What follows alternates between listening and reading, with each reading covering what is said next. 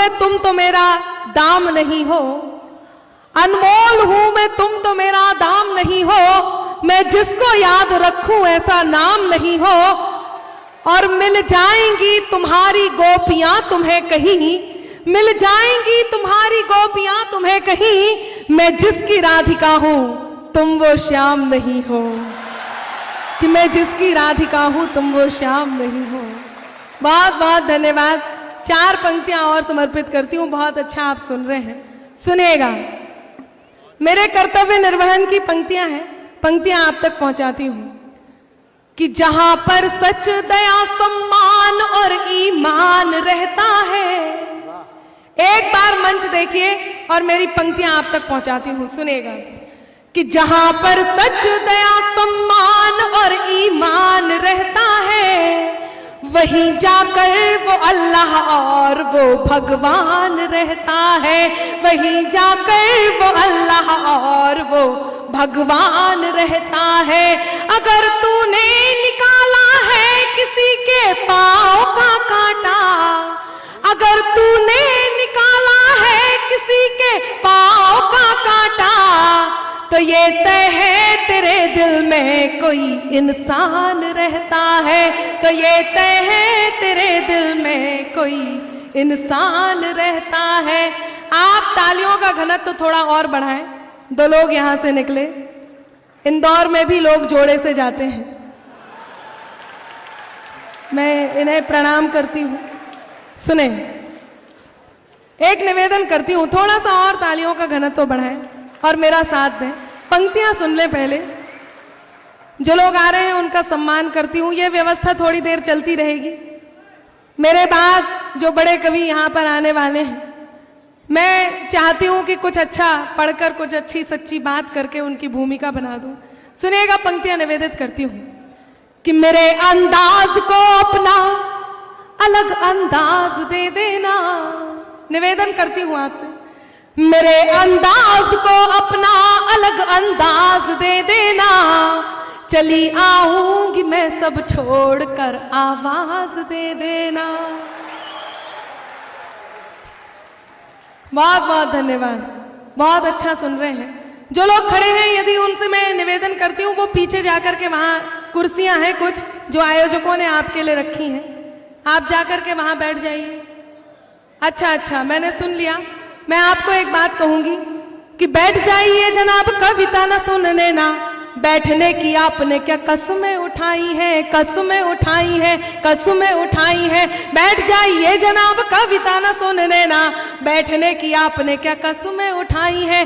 इधर उधर जिसे ढूंढे आपकी नजर, कि इधर उधर जिसे ढूंढे आपकी नजर, इस कार्यक्रम में वो आज नहीं आई है।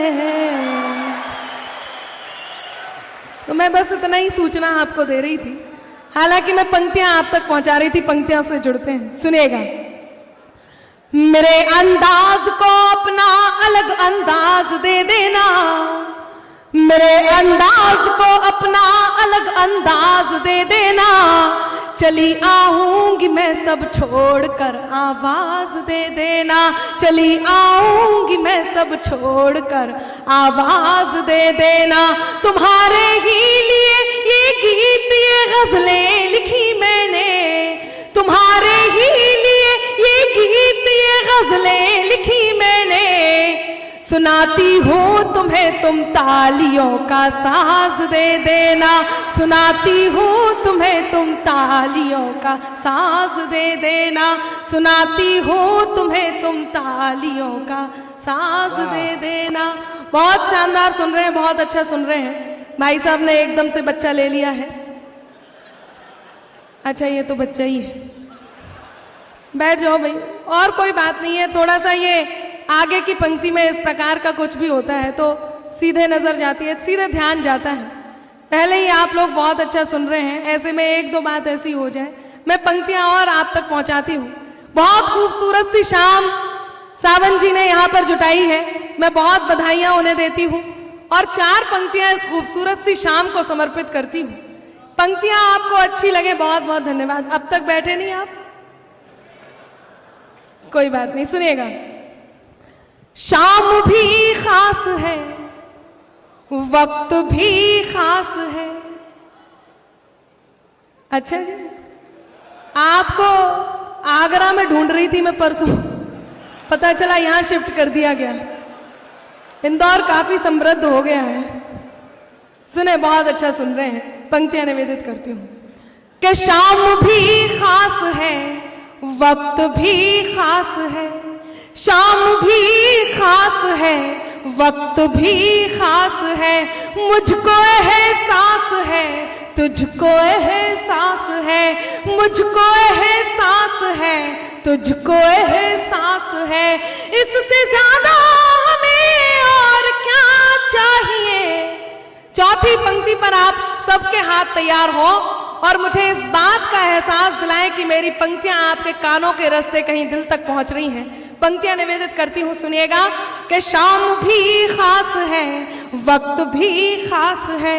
मुझको एहसास है, तुझको एहसास है। इससे ज्यादा हमें और क्या चाहिए। इससे ज्यादा हमें और क्या चाहिए। मैं तेरे पास हूँ, तू मेरे पास है। मैं तेरे पास हूँ, तू मेरे पास है। मैं तेरे पास हूँ, तू मेरे पास है। कोई काम जब हम मिलकर करते हैं, एक संस्था एक जुड़ करके जब हम एक दूसरे से करते हैं, आपस में कोई भी रिश्ता हो, आपस में हम बाप बेटे हो, भाई बहन हो, दोस्त हो, प्रियवर प्रेयसी हो या पति पत्नी हो, दो लोगों में जब मतभेद होता है तो मैं ये 4 पंक्तियां आप तक पहुंचाती हूं। कहीं मेरे कहन में सार्थकता हो तो आपकी प्रतिक्रिया मुझ तक जरूर पहुंचे। पंक्तियां निवेदित करती हूं, सुनिएगा कि प्रीत में एक रतन, मैं जड़ूं तुम जड़ो। आइए भाई साहब, हाँ जी, हो गई शिखर वार्ता। सुने कि प्रीत में एक रतन, मैं जड़ूं तुम जड़ो। प्रीत में एक रतन, मैं जड़ूं तुम जड़ो। एक नया व्याकरण मैं गढ़ूं तुम गढ़ो। एक नया व्याकरण मैं गढ़ूं तुम गढ़ो। उलझने सब सुलझ जाएंगी पल में ही। अब चौथी पंक्ति आ रही है और वो पंक्ति आ रही है जो कहीं मेरे कहन को सार्थक करेगी और कहीं आप तक पहुंचेगी। आपकी तालियां तैयार हो, मैं पंक्तियां आप तक पहुंचाती हूं। मंच का भी मन चाहूंगी, सुनिएगा कि प्रीत में एक रतन, मैं जड़ूं तुम जड़ो। एक नया व्याकरण मैं गढ़ूं तुम गढ़ो। एक नया व्याकरण मैं गढ़ूं तुम गढ़ो। उलझने सब सुलझ जाएंगी पल में ही। उलझने सब सुलझ जाएंगी पल में ही। एक कदम मैं बढ़ूं तुम बढ़ो। एक कदम मैं बढ़ूं तुम बढ़ो। एक कदम मैं बढ़ूं तुम बढ़ो। एक कदम। यदि आपकी अनुमति हो तो मैं कुछ दोहे पढ़ना चाहती हूं, सुनिएगा। ये दोहे दुमदार दोहे हैं। इन दोहों में आपको एक बार आहा और एक बार ओहो करनी है। आप लोग सब ठेकेदार लोग हैं, आपको पता है कहाँ ठेका लगाना है। तो एक बार आपको एक पंक्ति पर आहा और एक पर ओहो करनी है। मैं आपके बीच दोहे पढ़ती हूं, आपका मन चाहती हूं, सुनेगा कि गीत गजल की छंद की लाई हूं सौगात। हाँ, मुझे पता था कि आप गलत जगह आहा करेंगे। दोहा खत्म होगा, उसके बाद 2 पंक्तियां आएंगी, उनमें से एक पंक्ति पर आहा और एक पर ओहो करनी है। आप सब तैयार हैं? मैं पंक्तियां निवेदित करती हूं, सुनेगा कि गीत गजल की छंद की लाई हूं सौगात। गीत गजल की छंद की लाई हूं सौगात। हंसते गाते बोलते कट जाएगी रात। रात ये है मतवाली, बजाओ मिलकर ताली। रात ये है मतवाली, बजाओ मिलकर ताली। कि मेरी हर एक बात पर मिले आपका साथ। मेरी हर एक बात पर मिले आपका साथ, मिले आपका साथ तो फिर बन जाएगी बात बात जो कही निराली, बजाओ मिलकर ताली, बात जो कही निराली। क्या बढ़िया कीर्तन कर रहे हैं मुकेश जी। ये वही है जो थोड़ी देर पहले वंदे मातरम कर रहे हैं, अब आहा ओहो कर रहे हैं। मातृशक्ति उपस्थित है, मैं इनका प्रतिनिधित्व करते हुए यहाँ पर खड़ी हूँ। मुझे एक बात याद आई, मेरे से आदरणीय सत्तन जी ने पूछा, अनामिका वैसे तो तुम अबला हो, नारी हो, बेटी हो, लेकिन तुम्हें तब क्या हो जाता है जब तुम लोग सास बन जाते हो? तो मुझे याद आया, एक देवरानी जेठानी खड़े थे, सामने से उनकी सास आ रही थी, देवरानी ने जेठानी को कोहनी मारी और बोली, देख सामने से सुनामी चली आ रही है, पता नहीं आज किसे लेकर डूबेगी। और चाची जी मुझे सच बता रही हूं, वो याद आया, एक सास के 4 दामाद थे। सास ने सोचा देखो कौन सा दामाद ज्यादा प्यार करता है। सास बड़े वाले दामाद को लेकर के नदी किनारे गई और जाकर के नदी में कूद गई। दामाद भी पीछे पीछे गया और अपनी सास को बचा करके ले आया। सास ने खुश होकर के उसे होंडा सिटी कार गिफ्ट की। दूसरे दिन दूसरे दामाद को लेकर के गई और जाकर के नदी में कूद गई। दामाद भी अपनी सास को, ये वाला दामाद भी अपनी सास को बचा करके ले आया। सास ने खुश होकर के उसे मोटर बाइक गिफ्ट की। तीसरे दिन तीसरे दामाद की बारी थी, तीसरे दामाद को लेकर के गई और जाकर के नदी में कूद गई। दामाद भी पीछे पीछे गया और अपनी सास को बचा करके ले आया। सास ने खुश होकर के उसे स्कूटर गिफ्ट किया। अब चौथे दिन चौथे दामाद की बारी थी। आदरणीय सावन जी आपकी तरह होशियार, उसने सोचा बड़े वाले को होंडा सिटी कार गिफ्ट की, दूसरे वाले को मोटर बाइक दी, तीसरे वाले को स्कूटर दिया, मेरा तो साइकिल का नंबर है। उसने सास को कूद जाने दिया, डूब जाने दिया, मर जाने दिया। अगले दिन ससुर जी ने खुश होकर के उसे मर्सिडीज गिफ्ट की। तो इस प्रकार की बात हो जाती। मैं एक दो दोहे राजनीति से पढ़ना चाहती हूं, यदि मुझे मंच अनुमति दे। मैं पढ़ती हूं, सुनिएगा। आपकी आहा ओहो प्रतीक्षारत है, सुने। अनामिका जी, सैनिक वाली कविता पढ़ो जी। हाँ, और जो तुम्हें मर्सिडीज दे रही हो, तो यहाँ पे ऐसे दामाद बैठे हैं जो अपनी सास की डूबने में मदद कर देंगे। है दामाद शब्द ही ऐसा है, दामाद में इधर भी दाएं उधर भी दाएं, बीच में माँ है। उसको देख, जिसको देख करके दम आध हो जाए, दम आधा हो जाए, वो दामाद जब भी ले तो वो कहता दे, इधर से भी दे उधर से भी दे, लेने का ही काम नहीं करता है। इसलिए ये लोग जो बैठे हैं, तो इनकी तौर तरी, ये एक और आ गया है।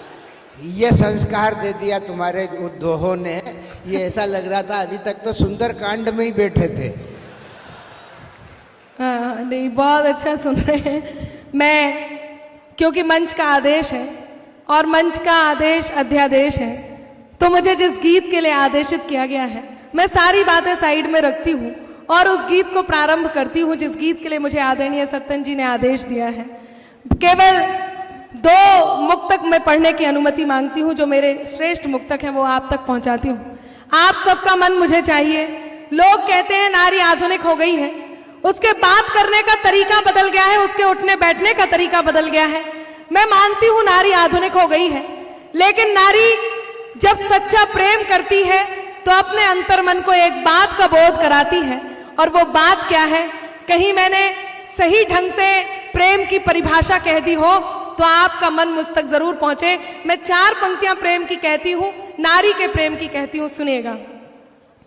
मैं तेरे नाम हो जाऊं, तू मेरे नाम हो जाए, मैं तेरे नाम हो जाऊं, तू मेरे नाम हो जाए, मैं तेरा दाम हो जाऊं, तू मेरा दाम हो जाए। न राधा सा न मीरा सा विरह मंजूर है मुझको। अब चौथी पंक्ति पर मैं आपका मन इसलिए भी चाहूंगी कि हिंदुस्तान की नारी कितनी भी आधुनिक हो जाए, जब वो अपने प्रियवर से सच्चा प्रेम करती है तो उससे यही बात कहती है जो बात मैं अपनी पंक्तियों में कहने जा रही हूं, सुनेगा कि मैं तेरे नाम हो जाऊं, तू मेरे नाम हो जाए, मैं तेरा दाम हो जाऊं, तू मेरा दाम हो जाए। न राधा सा न मीरा सा विरह मंजूर है मुझको, न राधा सा न मीरा सा विरह मंजूर है मुझको। बनूं मैं रुक्मणी तेरी, तू मेरा श्याम हो जाए, बनूं मैं रुक्मणी तेरी, तू मेरा श्याम हो जाए। जितने नौजवान साथी यहाँ उपस्थित हैं, केवल 4 पंक्तियां उनको देकर के मैं अपना गीत प्रारंभ करती हूँ। बहुत सारी बातें मैंने की, मेरा मन है सारी बातें डिलीट हो, केवल ये 4 पंक्तियां याद रह जाएं। अभी मंच से एक बात आई कि हम अपने बड़े बुजुर्गों के नाम का एक पेड़ लगा दें। मैं उसी बात को आगे बढ़ाती हूँ और 4 पंक्तियां कहती हूँ, सुनेगा। जितने मेरी पीढ़ी के लोग यहाँ बैठे हैं, मैं जिस बात का अनुसरण करती हूँ वो बात आप तक पहुंचाती हूँ। सुने कि नजर अनजान भी रखना मगर पहचान भी रखना। इंटरनेट के जमाने में, फेसबुक के जमाने में जब इतने दोस्त हम बनाते हैं, ऐसे में माँ बाप के साथ बैठ कर के जब बात करने का समय नहीं मिलता, तब कहती हूँ कि नजर अनजान भी रखना मगर पहचान भी रखना। करो मासूम शैतानी तो फिर ईमान भी रखना। नजर अनजान भी रखना मगर पहचान भी रखना। करो मासूम शैतानी तो फिर ईमान भी रखना। खुले मन से नए रिश्तों का स्वागत भी करो, लेकिन खुले मन से नए रिश्तों का स्वागत भी करो, लेकिन जरूरी है बुजुर्गों का सदा सम्मान भी रखना। जरूरी है बुजुर्गों का सदा सम्मान भी रखना। जरूरी है बुजुर्गों का सदा सम्मान भी रखना। और आइए वो गीत जिसके लिए मुझे आदेशित किया गया। हिंदुस्तान की जमीन पर, सरहद पर सर कटे हुए धड़ आए। दुख इस बात का नहीं कि हिंदुस्तान की जमीन पर सर कटे हुए धड़ आए, दुख इस बात का हुआ कि कुछ जिम्मेदार व्यक्तित्वों ने इस प्रकार की भाषा बोली। उन्होंने कहा कि ये लड़के, ये जवान, ये सैनिक तो होते ही इसलिए हैं कि सरहद पर जाएं और अपनी जान देश के लिए दे दें। ऐसे में केवल 4 पंक्तियां मैं हमारे कुनबे के बड़े कवि आदरणीय ध्रुवेंद्र भदौरिया जी की लेती हूं और अपने गीत को सहारा देते हुए मैं गीत को प्रारंभ करती हूं। सुनिएगा। कहीं ध्रुवेंद्र जी ने कहा, एक घर में जब सर कटा हुआ धड़ आया तो उसकी नई नवेली दुल्हन उस धड़ को देख करके रोने लग जाती है। अपने शव पति को देखकर, अपने शहीद पति को देख करके रोने लग जाती है। तब उसकी ननद आती है, अर्थात उस शव की बहन आती है और अपनी भाभी के दोनों हाथ पकड़ती है, उन्हें ढाढ़स बंधाती है और ढाढ़स बंधा करके वो क्या कहती है, पंक्तियां निवेदित करती हूं। ध्रुवेंद्र जी ने कहा कि दादी का दुलार भूला, बाबुल का प्यार भूला, मोतियों की माला मेरी आज तक न लाया है। वो ननद अपनी भाभी से कहती है कि दादी का दुलार भूला, बाबुल का प्यार भूला, मोतियों की माला मेरी आज तक न लाया है।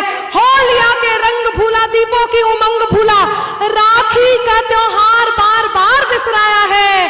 और भाभी मेरा भैया तो जन्म से भुलक्कड़ था, कि भाभी मेरा भैया तो जन्म से भुलक्कड़ था, आज भी तो उसी आदत को दोहराया है। वो ननद अपनी भाभी से कहती है कि दादी का दुलार भूला, बाबुल का प्यार भूला, मोतियों की माला मेरी आज तक न लाया है। होलिया के रंग भूला, दीपों की उमंग भूला, राखी का त्योहार बार बार बिसराया है। और भाभी मेरा भैया तो जन्म से भुलक्कड़ था, आज भी तो उसी आदत को दोहराया है। जाते हुए माता का आशीष लेना भूल गया, आते हुए रणथल शीश भूल आया है। जाते हुए माता का आशीष लेना भूल गया, आते हुए रणथल शीश भूल आया है। तब मैं अपना गीत प्रारंभ करती हूं। वो 8 साल का बेटा जिसके पिता शहीद हो जाते हैं, वो बेटा ये नहीं जानता कि उसके पिता अब लौटकर वापस नहीं आएंगे। अपनी माँ से अपने पिता के वापस ना आने के बारे में प्रश्न करता है और माँ मौन स्तब्ध आंगन में बैठी है। दृश्य आपके बीच है, गीत में प्रारंभ करती हूं, सुनिएगा। कि चारों तरफ उजाला पर अंधेरी रात थी, चारों तरफ उजाला पर अंधेरी रात थी, जब वो हुआ शहीद उन दिनों की बात थी, जब वो हुआ शहीद उन दिनों की बात थी। आंगन में बैठा बेटा माँ से पूछे बार बार, दीपावली पे क्यों ना आए पापा अब की बार, दीपावली पे क्यों ना आए पापा अब की बार। आंगन में बैठा बेटा माँ से पूछे बार बार, दीपावली पे क्यों ना आए पापा अब की बार, दीपावली पे क्यों ना आए पापा अब की बार। बेटा थोड़ी देर के लिए बाहर खेलने जाता है, अपने मित्रों के पिताओं द्वारा लाए हुए उपहारों को देखता है। उससे पहले वो अपने माँ की 2-3 दिन से स्थिति को देखता है और माँ से कहता है, क्या कहता है सुनिएगा। माँ क्यों न तूने आज भी बिंदिया लगाई है, माँ क्यों न तूने आज भी बिंदिया लगाई है दोनों हाथ खाली न मेहंदी रचाई है, बिछुआ भी नहीं पाँव में बिखरे से बाल हैं, बिछुआ भी नहीं पाँव में बिखरे से बाल हैं। लगती थी कितनी प्यारी अब ये कैसा हाल है, लगती थी कितनी प्यारी अब ये कैसा हाल है। कुमकुम के बिना सूना सा लगता है श्रृंगार, दीपावली पे क्यों ना आए पापा अब की बार, दीपावली पे क्यों ना आए पापा अब की बार। बेटा जब अपने मित्रों के पिताओं द्वारा लाए हुए उपहारों को देखता है और उन्हें देखकर उदास होकर अपनी माँ की गोद में वापस आता है, तो पुनः वही प्रश्न करता है और वो बेटा अपनी माँ से क्या कहता है सुनिएगा। किसी के पापा उसको नए कपड़े लाए हैं, किसी के पापा उसको नए कपड़े लाए हैं, मिठाइयाँ और साथ में पटाखे लाए हैं, वो भी तो नए शूज पहन खेलने आया, वो भी तो नए शूज पहन खेलने आया। पापा पापा कह के सबने मुझको चढ़ाया, पापा पापा कह के सबने मुझको चढ़ाया। अब तो बता दो क्यों है सूना आंगन घर द्वार, दीपावली पे क्यों ना आए पापा अब की बार, दीपावली पे क्यों ना आए पापा अब की बार। बेटे को कोई उत्तर नहीं मिलता, वो अपनी माँ से खींच जाता है, रूठ जाता है, उनके दोनों हाथ पकड़ता है और उस बुत बनी माँ को झकझोरता है। वो अपनी माँ से क्या कहता है। मैं इस सदन में जितने लोग उपस्थित हैं सबके आंखों के आंसुओं को आमंत्रण देती हूँ, यदि एक भी आंसू छलका, एक भी आंख नम हुई तो मेरे लिखने की सार्थकता होगी। वो बेटा अपनी माँ से कहता है, 2 दिन हुए हैं तूने कहानी न सुनाई, 2 दिन हुए हैं तूने कहानी न सुनाई, हर बार की तरह न तूने खीर बनाई, 2 दिन हुए हैं तूने कहानी न सुनाई, हर बार की तरह न तूने खीर बनाई।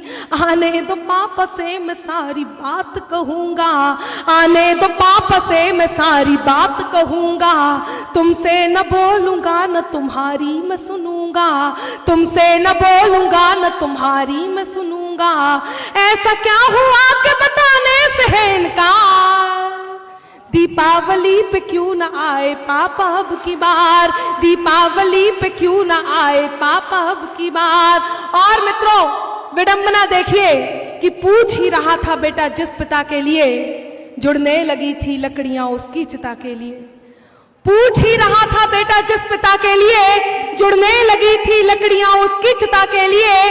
पूछते पूछते वह हो गया निराश, जिस वक्त आंगन में आई उसके पिता की लाश। बेटा एक टक उस लाश को देखता है, एक टक अपनी माँ को देखता है, पुनः उस लाश को देखता है, पुनः अपनी माँ को देखता है। कोई जाकर के बताए उन जिम्मेदार व्यक्तित्वों को जो ये कहते हैं कि ये जवान तो होते ही इसलिए हैं कि देश पर शहीद हो जाएं, देश के लिए जान दे दें। कोई देखे उस घर को कि ऐसा क्या है जो हमारे रक्त को, देश हमारे लहू को देशभक्ति में बदल देता है। तब मैं अंतिम बंद गीत का पढ़ती हूँ और आप सबसे ये निवेदन करती हूँ कि उस बेटे के लिए आपके आशीर्वाद के हाथ उठे और कहीं आशीर्वाद की तालियां उस बेटे तक पहुंचे। यदि उसका उत्तर आपको सही लगे तो पंक्तियां निवेदित करती हूँ, सुनिएगा। कि पूछ ही रहा था बेटा जिस पिता के लिए, जुड़ने लगी थी लकड़ियां उसकी चिता के लिए।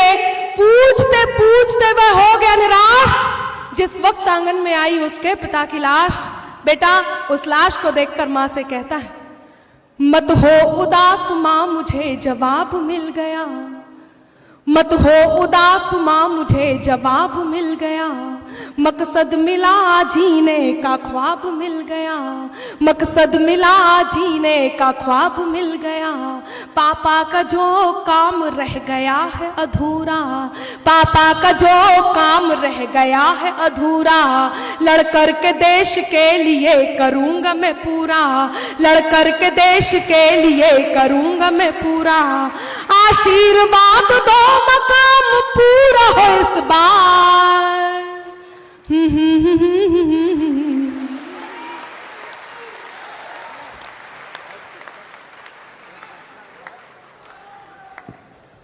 वो रुक्मणी,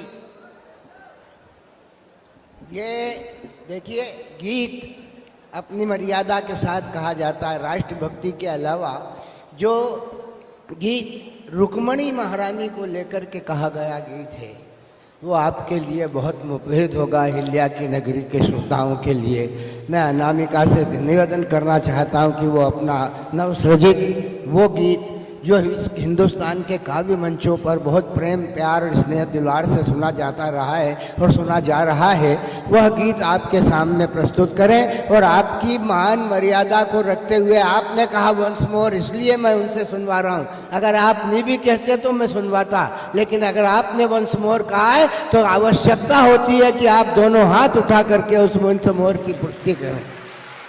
बहुत बहुत धन्यवाद। एक बार आपकी अनुमति मुझे एक बार और मिल जाए ताकि मैं थोड़ा सा हौसले के साथ मैं आपके बीच काव्य पाठ कर सकूं। मैं जिस गीत का मुझे आदेश दिया गया है वो गीत आपके बीच पढ़ना चाहती हूँ, पर मेरा मन है ये जो थोड़ा सा छोटा सा आवागमन है इसको, अच्छा ये पीछे से आगे आ रहे थे, मैं आपका बहुत धन्यवाद करती हूँ। अब आप बिल्कुल सही जगह बैठ गए हैं, अब यहाँ से आपको बिल्कुल साफ दिख रहा होगा। मैं आपको प्रणाम करती हूँ। बहुत अच्छा, वो चाचा जी चश्मा पहुँचने लग गए, उन्हें भी उनके सौंदर्य बोध को नमन। तो 20 बार साफ कर चुके हैं चश्मा, वो बैठे हुए हैं अभी फिर गौर से वैसे ही देख रहे हैं। नहीं, नमस्ते जी, बहुत बढ़िया। ये चाचा जी तो काफ़ी उत्साहित, मैं आपको प्रणाम करती हूँ। बहुत अच्छा आप सुन रहे हैं, पर मैं काव्य पाठ के जिस क्रम पे खड़ी हूँ, मैं इन सब बातों से आपको बहुत देर तक हंसा और आपका मन लगा सकती हूँ। मैं जानती हूँ कि मैं क्या कर सकती हूँ, पर मेरा मन है कि जिस गीत के लिए मुझे आदेशित किया गया वो गीत मुझे आपको सुनाना है और आपका मन भी बनाना है। तो मेरा मन है कि थोड़ी देर के लिए आप अपना एक बार और मन दें, मैं उस गीत को आप तक सुनाती हूँ। और बहुत बहुत धन्यवाद। सुनिएगा, जिस गीत के लिए मुझे आदेश किया गया वो गीत प्रारंभ करूं। रुक्मणी गीत है, वो रुक्मणी जो श्री कृष्ण की पत्नी है, वो पत्नी का अधिकार मैं इस गीत के माध्यम से आप तक पहुंचाना चाहती हूं। जब एक पत्नी अपने पति से अपना अधिकार मांगती है, चाहे वो पति उसका भगवान ही क्यों ना हो, चाहे वो पति भगवान पूरे संसार के लिए भगवान हो, लेकिन रुक्मणी के लिए वो पति थे, भगवान थे, वो अपना अधिकार उनसे मांगती हैं। इस गीत के लिए आपका मन इसलिए भी चाहिए होगा कि ये गीत बहुत मन से और बहुत आराम से सुनने वाला गीत है। मैं आपको बहुत नमन करती हूँ कि आपने इस गीत के लिए मुझे आदेशित किया। अब आपके आदेश का पालन करना मेरा कर्तव्य है, इसलिए मैं प्रारंभ करती हूँ। सुनिएगा। हाँ जी, पानी वानी सब लोग ले लें। हाँ गोलू भैया, प्रारंभ यात्रा प्रारंभ अभी से ही। जय हो। हाँ मनोज, देखना ध्यान रखना, तू भी कांवड़ यात्रा में है। सुनिएगा। हाँ जी बिल्कुल, आप तो ऐसे बोल रहे हैं जैसे आप जल्ले इलाही हो और हम सब अनारकलियां बारी बारी से आपका एंटरटेनमेंट कर रहे हो। सुनिएगा। नहीं, वो जल्ले इलाही नहीं है, छल्ले पुलावी। देखिए, मैं बता रही हूँ ना, मेरे पास हर बात का उत्तर है और मैं हर बात का उत्तर भी दे सकती हूँ, लेकिन मुझे गीत का आदेश हुआ है। मैं इस समय बहुत बंधी हुई हूं, मैं आप तक अपना गीत पहुंचाती हूं, सुनिएगा। रुक्मणी श्री कृष्ण से कहती हैं, साथ हमारा जन्म जन्म का, साथ हमारा जन्म जन्म का, रिश्तों का संसार, साथ हमारा जन्म जन्म का, रिश्तों का संसार। फिर भी जग ने प्रीत को मेरी किया नहीं स्वीकार, हाँ इस जग ने प्रीत को मेरी किया नहीं स्वीकार। प्रश्न मेरा क्यों राधा ही है, प्रश्न मेरा क्यों राधा ही है, मोहन का आधार, हाँ इस जग ने प्रीत को मेरी किया नहीं स्वीकार, क्यों इस जग ने प्रीत को मेरी किया नहीं स्वीकार। उन्हें श्री कृष्ण से कोई शिकायत नहीं, उन्हें राधा से भी कोई शिकायत नहीं, बल्कि उन्हें किसी से भी कोई शिकायत नहीं, उन्हें केवल इस संसार से शिकायत है, जिस संसार ने उन्हें वो सम्मान नहीं दिया जो किसी भगवान की पत्नी को दिया जाना चाहिए। तब वो श्री कृष्ण से क्या कहती हैं, गीत का पहला बंद मैं आप तक पहुंचाती हूं, सुनेगा। मैं जानती हूं कि ये बात कहना कठिन है, मंच पर चाय आ गई है और मुझे गीत में लगा दिया है। मैं किसी भी चाय वाले को कुछ नहीं कहती, पता नहीं चलता कब कौन प्रधानमंत्री बन जाए। मैं कुछ नहीं कह रही, हाँ आप भी लीजिए। मैं गीत, और इतना कठिन गीत सुनाने को कह दिया है कि जैसे सुनने, मतलब मुझे तो सुनाना कठिन है, आपको सुनना भी कठिन है। अब दोनों की परीक्षा। आप लोग इस बात की तायीद करें, मैंने आपके भरोसे पर आज्ञा दी है इसको, ये गीत पढ़ने के लिए, और ये गीत साहित्य की विधाओं के संपूर्णता को लेकर के लिखा हुआ गीत है, ये शुभता रस प्रतीक है। तो देख बेटी, हम जो है मालवे के लोग हैं, मालवे में कवि कुलचक्र चूड़ामणि कालिदास हुआ करते थे। वो अवंतिकापुरी में विक्रमादित्य की राजधानी में थे। जब वो भोज से मिलने के लिए धार जाते थे तो इंदौर होके ही जाते थे। जब कालिदास भोज से मिलने जाते थे धार, तो इंदौर होकर के ही जाते थे। और हमारे पूर्वज जो थे उनको पकड़ के बिठा लेते थे कि बाबा हमें कुछ सुना करके जाओ। इन्होंने कालिदास को सुनाओ, समझा और पचाया है। ये रुक्मणी के इस गीत को बहुत ही शानदार तरीके से सुनेंगे, सुनाएंगे।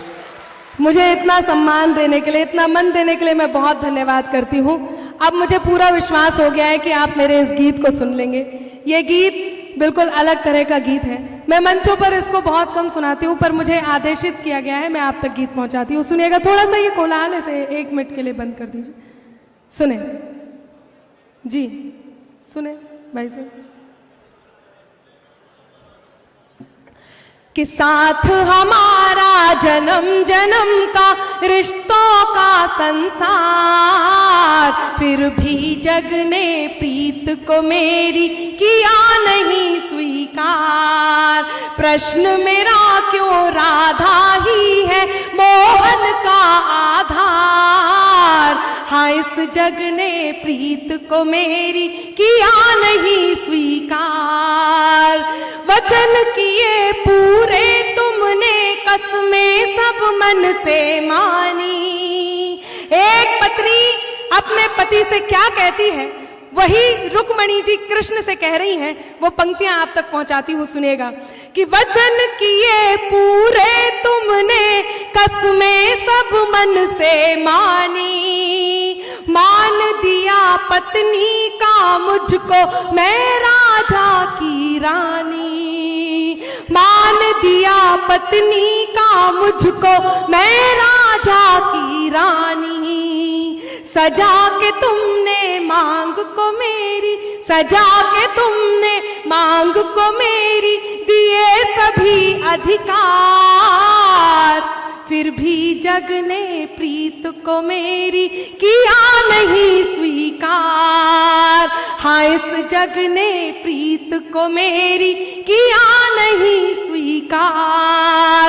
उन्होंने सोचा, श्री कृष्ण जी छलिया थे, नटवर थे, क्रीड़ाएं करते थे तो इसमें उनकी कोई ना कोई क्रीड़ा जरूर होगी। तब वो श्री कृष्ण से कहती हैं, और क्या कहती हैं सुनिएगा। साधु के सांसों में खामोशी, ले शब्दों में पीड़ा। साधु के सांसों में खामोशी, ले शब्दों में पीड़ा। पूछती हूँ ओ नटवर तुमसे, थी कैसी ये क्रीड़ा। पूछती हूँ ओ नटवर तुमसे, थी कैसी ये क्रीड़ा। क्या कि स्वयं प्रभु को जीता मैंने। जब मैंने पहली बार ये पंक्ति पढ़ी तो आदरणीय हरिओम पवार जी ने कहा, अनामिका तुमने जो लिखा वो तुमने नहीं, कहीं ऊपर से पंक्ति उतर कर आई है। तब मैं पूरे अभिमान के साथ इस पंक्ति को आप तक पहुंचाती हूं, सुनिएगा कि साधु के सांसों में खामोशी, ले शब्दों में पीड़ा। पूछती हूँ ओ नटवर तुमसे, थी कैसी ये क्रीड़ा। कि स्वयं प्रभु को जीता मैंने, स्वयं प्रभु को जीता मैंने, पर जग से गई हार। हाँ इस जग ने प्रीत को मेरी किया नहीं स्वीकार। क्यों इस जग ने प्रीत को मेरी किया नहीं स्वीकार। आपने पूरे गीत के साथ मेरा साथ दिया। अंतिम पंक्तियां देती हूं। और रुक्मणी ने क्या तर्क दिया जब आदरणीय से पूछा गया कि ऐसी क्या बात है कि रुक्मणी को वो सम्मान नहीं मिला, तो आदरणीय ने उत्तर दिया कि श्री कृष्ण, अनामिका जिसको जो वस्तु मिल जाती है, जो चीज मिल जाती है, उसका मूल्य कम हो जाता है, इसलिए राधा को वो सम्मान मिला, कहीं रुक्मणी को नहीं मिला। तब अंतिम बंद देती हूं और अपनी जगह लेती हूं। कहीं आप मेरी बात से सहमत हो तो एक बार अपनी तालियां, अपनी प्रतिक्रिया मुझ तक जरूर पहुंचाएं। मैं अंतिम बंद पहुंचाती हूं, सुनिएगा कि जब गौरी संग शंकर सीता के संग राम सुहाए। रुक्मणी कहती है कि जब गौरी संग शंकर सीता के संग राम सुहाए।